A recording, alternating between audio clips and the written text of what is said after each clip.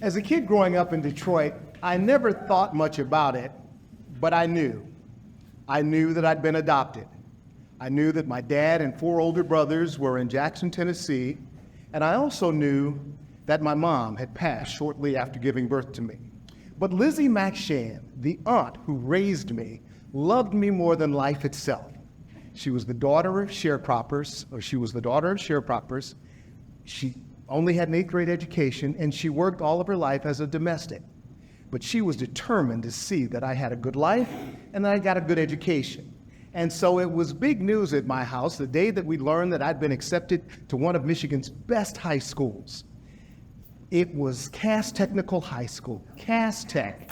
It was, Cass Tech. It was nationally known for its academics and its athletics. And I'd gotten in the 9th grade. But during my sophomore year, the unthinkable happened. The kid who'd never failed at anything flunked out of Cass Tech. My middle school hadn't prepared me for the academic rigor of a school like Cass, and I hadn't been smart enough to ask for help. How was I going to tell my mother? I don't remember what I said, but I do remember the look on her face. It was utter sadness, and that look crushed me. So to make matters worse, they not only put me out of Cass, they sent me to a trade school. So I went from Cass Tech to trade school. But you know what? It was actually a blessing in disguise because there were some teachers there that took me under their wing. I'll never forget, I had an English teacher, Miss Williams, 5'0", pulled me aside one day and she said, "Young man, you got some talent. Don't waste it." And I don't know what it was about what she said, but I took it to heart. And I got my grades up enough to get into Western Michigan University. And it was there that I discovered journalism. Wow. I would go on to Michigan State University to continue my studies. And when I graduated from there, I was convinced I was going to be the guy to replace Ed Bradley whenever he decided to leave 60 Minutes. Worked at a couple of smaller stations until one day I got a call from a guy named Walter Kraft. Walter was the executive producer at WXYZ TV in Detroit, and Walter wanted to hire me as a news writer. Now, it wasn't my dream job, but it was a chance to work with some of the best in the business, so I jumped at the opportunity. But just like Cass, it wasn't long before I found my work being scrutinized at Channel 7. Never forget coming in one day and had a mailbox full of scripts lit up in red ink.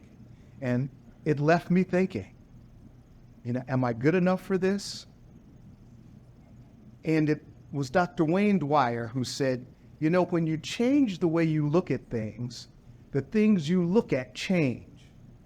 I had been looking at myself as someone who maybe wasn't quite good enough for Channel 7, certainly wasn't good enough for Cass Tech, but this time I was smart enough to ask for help. I worked with some of the better writers in the newsroom, and I started observing some of their tips and tricks to tell a more compelling story. I got the help I needed, and my work improved. In fact, it improved so much so that I convinced news management to let me go on air. I pitched a story idea, they loved it, they said, go do it. That never happened. News writers never got on the air. That story landed me an opportunity in San Francisco, California. And San Francisco would open doors to Los Angeles and then Baltimore. And there may be someone sitting here tonight who feels like I can't achieve my goals or my dreams. And here's what I've learned. It's not where you start, it's how you finish.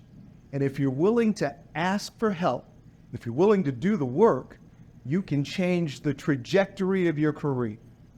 There was one person in my life who never doubted anything about me.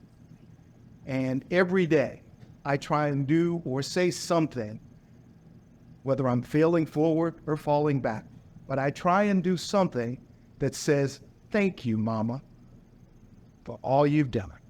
And to you tonight, I'd say thank you for being here and thank you for listening to my story.